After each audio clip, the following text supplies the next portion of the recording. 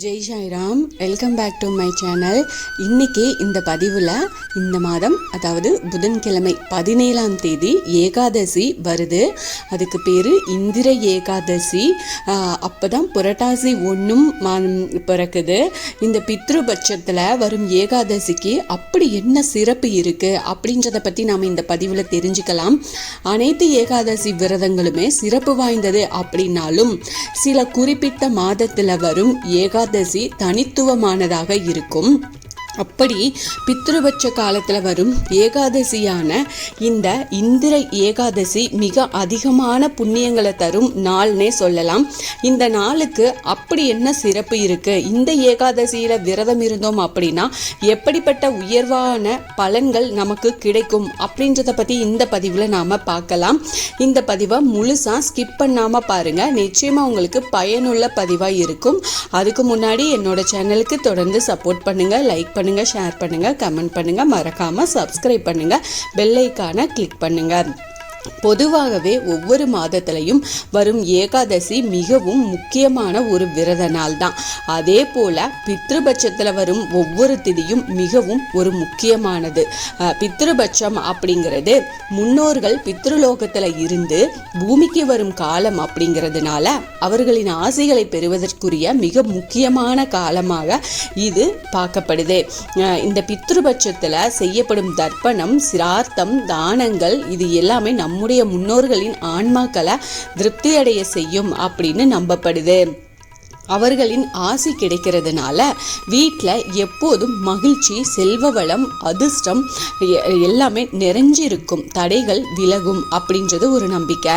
இந்த ஆண்டு செப்டம்பர் 7ஆம் தேதியே மகாலயபட்சம் ஆரம்பமாயிருச்சு. செப்டம்பர் 21ஆம் தேதி மகாலய அமாவாசை வருது. மகாலயபட்ச காலத்தில் வரும் ஏகாதசி மிக மிக முக்கியமானது. இதுக்கு இந்திர ஏகாதசி அப்படின்னு பேரு. செப்டம்பர் 17ஆம் தேதி இந்திர ஏகாதசி வருது.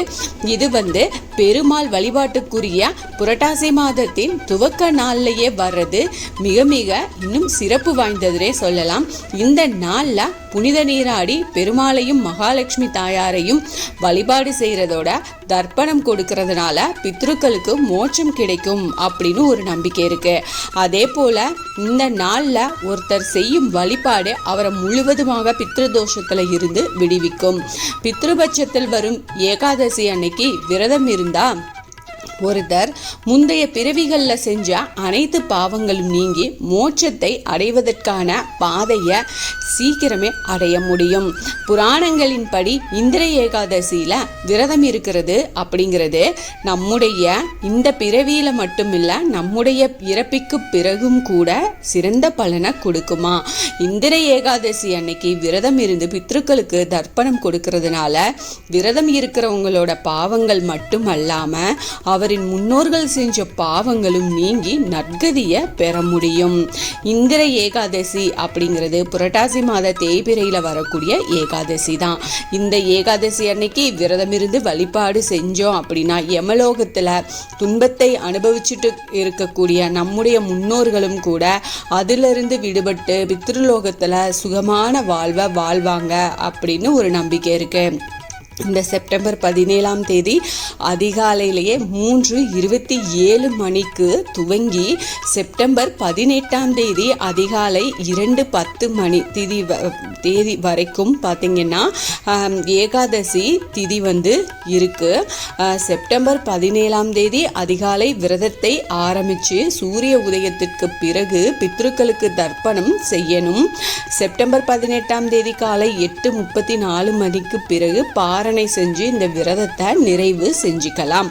இது ரொம்ப எளிமையான விரத வழிபாட்டு முறை தான். கண்டிப்பாக உங்களுடைய உடல் நலத்தை பொறுத்து நீங்கள் இந்த விரதத்தை இருந்துக்கோங்க, கடைப்பிடிச்சிருங்க. இந்த பெருமாள் விக்கிரகம் இருக்கு, படம் இருக்கு அப்படின்னா படத்தை சுத்தமாக பன்னீர் வச்சு தொடச்சி போட்டு எல்லாமே வச்சு அலங்காரம் பண்ணி துளசி மாலை சாத்துங்க. இந்த புரட்டாசி மாதம் முழுவதும் நீங்கள் பெருமாளுக்கு துளசி இல்லைன்னா தாமரை இந்த மாதிரி துளசி மாலை சாத்தும் போது நிச்சயமாக உங்களுக்கு நல்ல பலன் கிடைக்கும். அதே போல் துளசியால் அர்ச்சனை பண்ணுங்க. பெருமாள் விக்கிரகம் இருக்குது அப்படின்னா நீங்கள் நெய் தீபம் ஏற்றி வச்சு துளசியால் அர்ச்சனை பண்ணுங்க.